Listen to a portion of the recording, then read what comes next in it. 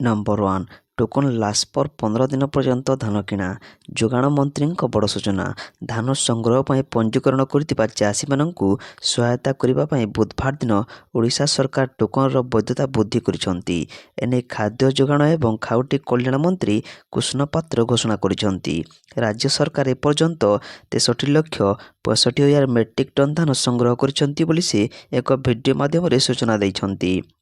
ଏଥିସହିତ ବରଗଡ଼ ଏବଂ ସମ୍ବଲପୁର ଜିଲ୍ଲା ପ୍ରାୟ 95% ଧାନ ସଂଗ୍ରହ ସମାପ୍ତ କରିଛନ୍ତି ଓ ସରକାର ପୂର୍ବ ବର୍ଷ ରେକର୍ଡକୁ ଅତିକ୍ରମ କରି ଚଳିତ ବର୍ଷ 80 ଲକ୍ଷ ମେଟ୍ରିକ୍ ଟନ୍ ପର୍ଯ୍ୟନ୍ତ ଧାନ କିଣିବାକୁ ପ୍ରସ୍ତୁତ ଥିବା ନେଇ ମଧ୍ୟ ସେ କହିଛନ୍ତି। ନମ୍ବର 2 ମାର୍ଚ୍ଚ ପ୍ରଥମ ସପ୍ତାହରେ ରତ୍ନଭଣ୍ଡାର ଗଣତି ମଣତି। ପୁରୀରେ ଶ୍ରୀ ଜଗନ୍ନାଥ ମନ୍ଦିର ରତ୍ନଭଣ୍ଡାରରେ ଥିବା ମୂଲ୍ୟବାନ ସାମଗ୍ରୀର ଗଣତି ମଣତି ମାର୍ଚ୍ଚ ପ୍ରଥମ ସପ୍ତାହରେ ଆରମ୍ଭ ହେବ ବୋଲି ବୁଧବାର ଦିନ ଆଇନ ମନ୍ତ୍ରୀ ପୃଥ୍ୱୀରାଜ ହରିଚନ୍ଦନ ସୂଚନା ଦେଇଛନ୍ତି। ତେବେ ରତ୍ନଭଣ୍ଡାର ମୂଲ୍ୟବାନ ଜିନିଷଗୁଡ଼ିକର କୌଣସି ମୂଲ୍ୟାଙ୍କନ କରାଯିବ ନାହିଁ ବୋଲି ମଧ୍ୟ ସେ କୁହାଯାଇଛି। ମନ୍ଦିର ପରିଚାଳନା କମିଟି ଏବଂ ପ୍ରଶାସନକୁ ଏହି ପ୍ରକ୍ରିୟା ସମ୍ପାଦନ କରିବାର ଦାୟିତ୍ୱ ଦିଆଯାଇଥିବା ସେ ନେଇ କହିଛନ୍ତି। ନମ୍ବର 3 ବ୍ରହ୍ମ ତାଳଧ୍ୱଜ ରଥ ନିର୍ମାଣ ପାଇଁ 1 କୋଟି ଟଙ୍କା ଅନୁଦାନ ମଞ୍ଜୁର। କେନ୍ଦ୍ରାପଡ଼ା ଜିଲ୍ଲାର ପ୍ରସିଦ୍ଧ ବଳଦେବ ଜୀଉଙ୍କ ନୂତନ ବ୍ରହ୍ମ ତାଳଧ୍ୱଜ ରଥର ନିର୍ମାଣ ପାଇଁ ରାଜ୍ୟ ସରକାରଙ୍କ ପକ୍ଷରୁ 1 କୋଟି ଟଙ୍କାର ସ୍ୱତନ୍ତ୍ର ଅନୁଦାନ ମଞ୍ଜୁର ହୋଇଛି। ଏନେଇ ଆଇନ ପୂର୍ତ୍ତ ଓ ଅବକାରୀ ମନ୍ତ୍ରୀ ଶ୍ରୀ ପୃଥ୍ୱୀରାଜ ହରିଚନ୍ଦନ ପ୍ରତିକ୍ରିୟା ରଖି କହିଛନ୍ତି ଯେ ବିଗତ କିଛି ଦିନ ଧରି ରଥର 14ଟି ଚକର ଅବସ୍ଥା ଠିକ୍ ନଥିବାରୁ ରଥ ଚାଳନାରେ ବିଭିନ୍ନ ପ୍ରକାରର ବିଘ୍ନ ସୃଷ୍ଟି ହେଉଥିଲା। ଫଳସ୍ୱରୂପ ରଥ ମାଉସୀ ମାଙ୍କ ମନ୍ଦିରରେ ନିର୍ଦ୍ଧାରିତ ସମୟରେ ପହଞ୍ଚି ପାରୁନଥିଲା ଏବଂ ପାଖାପାଖି 2 ଦିନ ବିଳମ୍ବ ହେଉଥିବା ବାହୁଡ଼ା ଯାତ୍ରା ସମୟରେ ମଧ୍ୟ ସମାନ ସ୍ଥିତି ଦେଖାଯାଉଥିଲା। ନମ୍ବର 4 କିଶୋରୀ ଓ ମହିଳାଙ୍କୁ ମାଗଣାରେ ମିଳିବ ଜରାୟୁ କ୍ୟାନ୍ସର ସଞ୍ଜୀବନୀ। କେନ୍ଦ୍ର ସରକାର ଦେଶରେ ମହିଳା ସ୍ୱାସ୍ଥ୍ୟକୁ ସୁଦୃଢ଼ କରିବା ପାଇଁ ଏକ ବଡ଼ ପଦକ୍ଷେପ ନେଉଛନ୍ତି। ଏହି ପଦକ୍ଷେପ ଅନ୍ତର୍ଗତ ସାରା ଦେଶରେ HPV ହ୍ୟୁମାନ୍ ଟିକାକରଣ କାର୍ଯ୍ୟକ୍ରମ ଖୁବ୍ ଶୀଘ୍ର ଆରମ୍ଭ ହେବାକୁ ଯାଉଛି। ଏହାର ଲକ୍ଷ୍ୟ ହେଉଛି ସମାଜ ମଧ୍ୟରେ ଝିଅମାନଙ୍କୁ ସର୍ଭାଇକାଲ କର୍କଟରୁ ସୁରକ୍ଷା ଦେବା। ଓଡ଼ିଶାରେ ମଧ୍ୟ କିଶୋରୀ ଓ ମହିଳାଙ୍କ ପାଇଁ ବଡ଼ ଆଶ୍ୱସ୍ତି ମିଳିଛି। ମହିଳାଙ୍କୁ ମିଳିବ ଜରାୟୁ କ୍ୟାନ୍ସରର ସୁରକ୍ଷା କବଚ। ସମସ୍ତଙ୍କୁ ବ୍ୟୟବହୁଳ ଇଞ୍ଜେକ୍ସନ ବା ଟିକା ମାଗଣା ଦିଆଯିବ। ଆସନ୍ତା 28 ତାରିଖରେ ପ୍ରଧାନମନ୍ତ୍ରୀ ନରେନ୍ଦ୍ର ମୋଦି HPV ଇଞ୍ଜେକ୍ସନ ପ୍ରଦାନ ନେଇ ଶୁଭାରମ୍ଭ କରିବେ। ନମ୍ବର 5 ଅଦିନିଆ ବର୍ଷାରେ ଭିଜିଲା ଅଧା ଓଡ଼ିଶା। 5 ଜିଲ୍ଲାକୁ ୟେଲୋ ୱାର୍ଣ୍ଣିଂ। ଅଦିନିଆ ବର୍ଷାରେ ଭିଜିଲା ଅଧା ଓଡ଼ିଶା। ଦକ୍ଷିଣ ପୂର୍ବ ବଙ୍ଗୋପସାଗରରେ ସକ୍ରିୟ ଲଘୁଚାପ ସଂଲଗ୍ନ ଘୂର୍ଣ୍ଣିବଳୟ ପ୍ରଭାବରେ ବର୍ଷା ହୋଇଛି। ଗତକାଲି କିଛି କିଛି ସ୍ଥାନରେ ଘଣ୍ଟା ପ୍ରତି 30ରୁ 40 କିମି ବେଗରେ ପବନ ବହିବା ସହ ଝଟକା ପବନ ବି ଅନୁଭୂତ ହୋଇଥିଲା। ଗୋଟିଏ କି ଦୁଇଟି ସ୍ଥାନରେ କୁଆପଥର ମାଡ଼ ମଧ୍ୟ ହୋଇଛି। ଟ୍ୱିନ୍ ସିଟିରେ ପ୍ରବଳ ବର୍ଷାର ପ୍ରକୋପ ଜୋ ହୋଲ୍ଡିଂ ଭୁଷୁଡ଼ିଛି। 2 ଜଣଙ୍କ ମୃତ୍ୟୁ ହୋଇଛି। 5ରୁ 6ଟି ଦୋକାନ ଘର କ୍ଷତିଗ୍ରସ୍ତ ହୋଇଛି। ଖବର ପାଇ ଘଟଣାସ୍ଥଳରେ ପୁଲିସ ଓ ଅଗ୍ନିଶମ ବିଭାଗ ପହଞ୍ଚିଥିଲେ। କେବଳ 2 ଜଣଙ୍କର ମୃତ୍ୟୁ ହୋଇନି ବରଂ ହୋଲ୍ଡିଂ ତଳେ କିଛି ଜଣ ଚାପି ହୋଇ ରହିଥିବା ଆଶଙ୍କା କରାଯାଉଛି। ନମ୍ବର 6 ମାର୍ଚ୍ଚ ଆରମ୍ଭ ହେବ ବାରିପଦାରୁ ଭୁବନେଶ୍ୱର ଏୟାର ଟ୍ୟାକ୍ସି ସେବା। ବାରିପଦାରୁ ଭୁବନେଶ୍ୱର ଏୟାର ଟ୍ୟାକ୍ସି ସେବା ଆସନ୍ତା ମାର୍ଚ୍ଚ ପ୍ରଥମ ସପ୍ତାହରୁ ଆରମ୍ଭ ହେବାକୁ ଯାଉଛି। ମଙ୍ଗଳବାର ପବନ ହଂସ କମ୍ପାନୀ ପକ୍ଷରୁ ଟ୍ରାଏଲ୍ ରନ୍ ହୋଇଛି। ଏନେଇ ରାଜ୍ୟ ବାଣିଜ୍ୟ ପରିବହନ ଓ ପର୍ଯ୍ୟଟନ ବିଭାଗ ପକ୍ଷରୁ ଆଲୋଚନା କରାଯାଇଛି। ବାରିପଦା ପୋଲିସ ଲାଇନ୍ ହେଲିପ୍ୟାଡ୍ ଠାରୁ ଭୁବନେଶ୍ୱର ବିମାନ ବନ୍ଦର ଏହି ସେବା ମିଳିବ।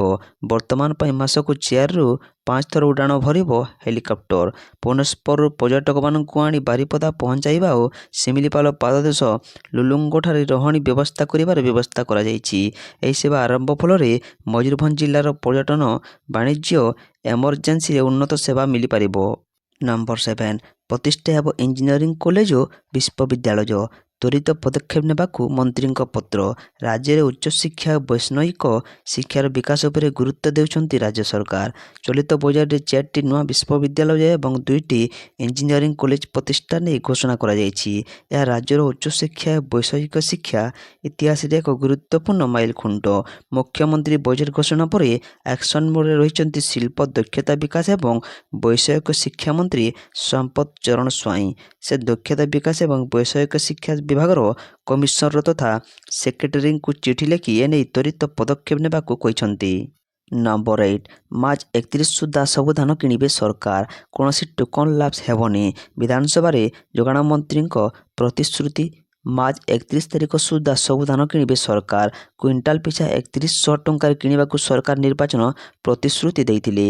ସେହି ହିସାବରେ ସରକାର ଧାନ କିଣୁଛନ୍ତି।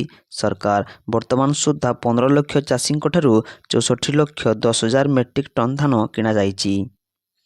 3100 ଟଙ୍କା ହିସାବରେ 18,586 କୋଟି ଟଙ୍କା ପ୍ରଦାନ କରାଯାଇଛି। ବିଜେଡି ସରକାର ସମୟରେ 2023-24ରେ 5 ଲକ୍ଷ ଚାଷୀ ପଞ୍ଜୀକୃତ କରି ବି ଧାନ ବିକ୍ରି ପାରିନଥିଲେ। ଏବେ ସବୁ ଚାଷୀଙ୍କ ଧାନ କିଣା ଯାଉଛି ବୋଲି କହିଛନ୍ତି ଯୋଗାଣ ମନ୍ତ୍ରୀ କୃଷ୍ଣ ଚନ୍ଦ୍ର ପାତ୍ର। ନମ୍ବର 9 ମାର୍ଚ୍ଚ 19ରୁ ମେଟ୍ରିକ୍ ଖାତା ଦେଖା।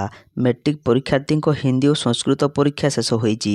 ଏଥିରେ କୌଣସି ପରୀକ୍ଷାର୍ଥୀ କପି ଅଭିଯୋଗରେ ବୁକ୍ ବା MP ହୋଇନଥିବା ବୋର୍ଡ଼ ପକ୍ଷରୁ କୁହାଯାଇଛି। ମେଟ୍ରିକ୍ ପରୀକ୍ଷା ଖାତା ଦେଖା ମାର୍ଚ୍ଚ 19 ତାରିଖରୁ ଆରମ୍ଭ ହେବ। ଏହି ମୂଲ୍ୟାୟନ ପ୍ରକ୍ରିୟା ଏପ୍ରିଲ 2 ତାରିଖ ସୁଦ୍ଧା ଶେଷ କରିବା ପାଇଁ ବୋର୍ଡ଼ ପକ୍ଷରୁ ସମୟ ଧାର୍ଯ୍ୟ କରାଯାଇଛି। ନମ୍ବର 10 ଜାତୀୟ ପତାକାର ବ୍ୟବହାର ନେଇ କେନ୍ଦ୍ର ଗୃହ ବିଭାଗର ନିର୍ଦ୍ଦେଶନାମା। କେନ୍ଦ୍ର ଗୃହ ବିଭାଗ ଜାତୀୟ ପତାକାର ବ୍ୟବହାର ଏବଂ ସମ୍ମାନ ପ୍ରଦର୍ଶନ ନେଇ ଏକ ନିର୍ଦ୍ଦେଶନାମା ଜାରି କରିଛନ୍ତି। ଜାତୀୟ ସମ୍ମାନର ଅପମାନ ନିରାବରଣ ଆଇନ 1971 ଏବଂ ଭାରତୀୟ ଜାତୀୟ ପତାକା ସଂହିତା 2002, 2021 ଏବଂ 2022ରେ ସଂଶୋଧିତରେ ଜାତୀୟ ପତାକାର ବ୍ୟବହାର ଉତ୍ତୋଳନ ପ୍ରଦର୍ଶନକୁ ନିୟନ୍ତ୍ରଣ କରାଯାଇଛି। ନମ୍ବର 11 ସୁନା ଦର ବଢ଼ିଲା। ହୁ ହୁ ହୋଇ ବଢ଼ି ଚାଲିଥିବା ସୁନା ଦରକୁ ନେଇ ଚିନ୍ତାରେ ଗ୍ରାହକ। ପ୍ରତିଦିନ ଦର ବୃଦ୍ଧି ପାଇଁ ଏବେ ସୁନା 1,60,000 ପାର କଲାଣି। ଆଜି 24 କ୍ୟାରେଟ୍ ସୁନାର ଦାମ 10 ଗ୍ରାମ ପିଛା 110 ଟଙ୍କା ବୃଦ୍ଧି ପାଇ 1,62,040 ଟଙ୍କାରେ ପହଞ୍ଚିଛି। ଗତକାଲି 24 କ୍ୟାରେଟ୍ ସୁନାର ଦାମ 1,61,930 ଟଙ୍କା ରହିଥିଲା। ନମ୍ବର 12 ପ୍ରଧାନମନ୍ତ୍ରୀ ନରେନ୍ଦ୍ର ମୋଦି 2 ଦିନିଆ ଇସ୍ରାଏଲ ଗସ୍ତରେ ବାହାରି ଜେରୁଜେଲମରେ ପହଞ୍ଚିଛନ୍ତି। 10 ବର୍ଷରେ ଏହା ତାଙ୍କର ଦ୍ୱିତୀୟ ଇସ୍ରାଏଲ ଗସ୍ତ। ଏହି ଗସ୍ତ ବେଳେ ଇସ୍ରାଏଲର ସଂସଦକୁ ସମ୍ବୋଧିତ କରିବେ ମୋଦି।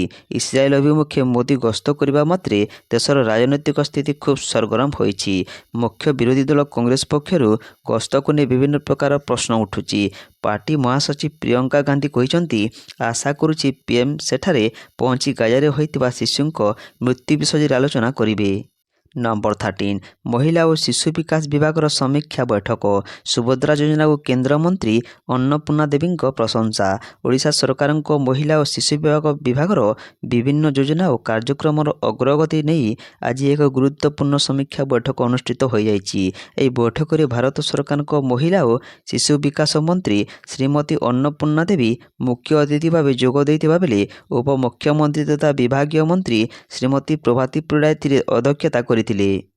ବୈଠକରେ କେନ୍ଦ୍ରମନ୍ତ୍ରୀ ଶ୍ରୀମତୀ ଅନ୍ନପୂର୍ଣ୍ଣା ଦେବୀ ରାଜ୍ୟ ସରକାରଙ୍କ ପ୍ରମୁଖ ସୁଭଦ୍ରା ଯୋଜନାର ଉଚ୍ଚ ପ୍ରଶଂସା କରିଥିଲେ। ସେ କହିଥିଲେ ଯେ ଯେତେବେଳେ ସରକାରୀ ସହାୟତା ସିଧାସଳଖ ମହିଳାଙ୍କ ବ୍ୟାଙ୍କ ଖାତାକୁ ଯାଏ ତାହା ସେମାନଙ୍କ ଆର୍ଥିକ ସ୍ୱାଧୀନତା ଓ ସଶକ୍ତିକରଣକୁ ସୁନିଶ୍ଚିତ କରିଥାଏ। ଏଥିସହ ସେ ଅଙ୍ଗନବାଡ଼ି କେନ୍ଦ୍ରମାନଙ୍କରେ ତିଥି ଭୋଜନ ଆୟୋଜନ ତଥା ପୋଷଣ ଦିବସ ଅଥବା ପୋଷଣ ସପ୍ତାହ ପାଳନ କରିବା ପାଇଁ ପରାମର୍ଶ ଦେଇଛନ୍ତି। ସେ ନାଗରିକ ଏବଂ ସରକାରଙ୍କ ମଧ୍ୟରେ ସମନ୍ୱିତ ପ୍ରୟାସ ରାଜ୍ୟରୁ ଅପପୁଷ୍ଟି ନିର୍ମୂଳ କରିବାରେ ଯଥେଷ୍ଟ ସହାୟକ ହୋଇପାରିବ ବୋଲି ମତ ପ୍ରକାଶ କରିଛନ୍ତି। ନମ୍ବର 14 ଅନିଲ ଅମ୍ବାନୀଙ୍କ 17 ମହଲା ଘର ଜବତ। ମୂଲ୍ୟ 3,700 କୋଟି। ପ୍ରବର୍ତ୍ତନ ନିର୍ଦ୍ଦେଶାଳୟ ଇଡି ପକ୍ଷରୁ ରିଲାଏନ୍ସ ଗ୍ରୁପ ଅଧ୍ୟକ୍ଷ ଅନିଲ ଅମ୍ବାନୀଙ୍କ ମୁମ୍ବାଇର ପାଲି ହିଲ୍ରେ ଥିବା 17 ମହଲା ଘର ଆଡବକୁ ଜବତ କରାଯାଇଛି। ଘରର ମୂଲ୍ୟ 3,716 କୋଟି ଟଙ୍କା ଆକଳନ କରାଯାଇଛି। ମନି ଲଣ୍ଡରିଂ ନିବାରଣ ଆଇନ ଅନୁଯାୟୀ ଘରକୁ ଜବତ କରାଯାଇଛି। ଅନିଲଙ୍କ 66 ମିଟର ଉଚ୍ଚତା ବିଶିଷ୍ଟ ଏହି ଘର ହେଉଛି ଦେଶର ଅନ୍ୟତମ ମହଙ୍ଗା ଘର। ଅନିଲଙ୍କ ବିରୋଧରେ 40,000 କୋଟି ଟଙ୍କାର ବ୍ୟାଜ ଠକି ଅଭିଯୋଗ ରହିଛି। ଇଡି ତାହାର ତଦନ୍ତ କରୁଛି। ଇଡି ଦ୍ୱାରା ଘରକୁ ଜବତ ନିର୍ଦ୍ଦେଶ ଦିଆଯାଇଥିବା ଅର୍ଥ ହେଉଛି ଉକ୍ତ ଘରକୁ ଅନିଲ ବିକ୍ରି କରିପାରିବେ ନାହିଁ। ନମ୍ବର 15 ଗିରଫ ହେଲେ କୁବେର ଖଣି ଅଧିକାରୀ ଦେବବ୍ରତ ମହାନ୍ତି। ରେଡ୍ ବେଲେ ଟଙ୍କାର ପାହାଡ଼ ଦେଖି ଭିଜିଲାନ୍ସ ତଟକା। ଗିରଫ ହେଲେ କୁବେର ଖଣି ଅଧିକାରୀ ଆୟ ବହିର୍ଭୂତ ସମ୍ପତ୍ତି ଠୁଳ ଅଭିଯୋଗରେ କଟକ ସର୍କଲର ଖଣି ଉପନିର୍ଦ୍ଦେଶକ ଦେବବ୍ରତ ମହାନ୍ତିଙ୍କୁ ଓଡ଼ିଶା ଭିଜିଲାନ୍ସ ଗିରଫ କରିଛି। ଭିଜିଲାନ୍ସ ରେଡ୍ ବେଲେ ଖଣିବାବୁଙ୍କ ଘରୁ ମିଳିଛି ଟଙ୍କାର ଖଣି। ଆଖି ଝଲସିଗଲା ଭଳି ଜବତ ହୋଇଛି ନଗଦ ଟଙ୍କା। ଘରୁ ମିଳିଛି 4 କୋଟିରୁ ଅଧିକ ନଗଦ କ୍ୟାସ୍। ଭିଜିଲାନ୍ସ ଇତିହାସରେ ଏକକାଳୀନ ସର୍ବାଧିକ ଟଙ୍କା ଜବତ କରିଛି ବିଭାଗ। ଏଥିସହ ତାଙ୍କ ଅଫିସ ଡ୍ରୟରରୁ 1,20,000 ଟଙ୍କା ଜବତ ହୋଇଛି। ଟଙ୍କା ସହ 130 ଗ୍ରାମ ସୁନା ମଧ୍ୟ ଜବତ କରିଛନ୍ତି ଭିଜିଲାନ୍ସ ଅଧିକାରୀ। ଭୁବନେଶ୍ୱର ପାହାଲରେ 2400 ବର୍ଗ ଫୁଟର ଏକ 2 ମହଲା ଘର ମଧ୍ୟ ରହିଛି। ଏବେ ବି ବାବୁଙ୍କ ସମ୍ପୂର୍ଣ୍ଣ ସମ୍ପତ୍ତିର ଆକଳନ କରୁଛି ଭିଜିଲାନ୍ସ। ବିଭିନ୍ନ ସ୍ଥାନରେ ରେଡ୍ ଚାଲିଥିବାରୁ ଆହୁରି ଲକ୍ଷ ଲକ୍ଷ ଟଙ୍କା ଜବତ ହୋଇପାରେ ବୋଲି ଅନୁମାନ କରୁଛି ଭିଜିଲାନ୍ସ ବିଭାଗ। ନମ୍ବର 16 କଲ୍କି 2 ସେଟ୍ରେ ଅସ୍ପସ୍ଥାମା। ଫିଲ୍ମ ସେଟର ଫଟୋରେ ସେୟାର କଲେ ଫଟୋ। କଲ୍କି 2ର ସୁଟିଂ ଆରମ୍ଭ କରିଛନ୍ତି ବିଗ୍ ବି। ଗତ ରବିବାର ଫିଲ୍ମ ସେଟର ଫଲୋ ୟାର କରି ହାଇଦ୍ରାବାଦରେ ସୁଟିଂ କରୁଥିବା କଥା ସେ ସ୍ପଷ୍ଟ କରିଛନ୍ତି। ଦୀର୍ଘ 40 ବର୍ଷ ପରେ କମଲ ହାସନଙ୍କ ସହ ପୁଣି ଥରେ କାମ କରିଥିବାରୁ ସେ ଖୁସି ବ୍ୟକ୍ତ କରିଛନ୍ତି। ଉଭୟ ଶେଷ ଥର 1985ରେ ମୁକ୍ତିପ୍ରାପ୍ତ ଫିଲ୍ମ ଗିରଫତାରରେ ଏକାଠି କାମ କରିଥିଲେ।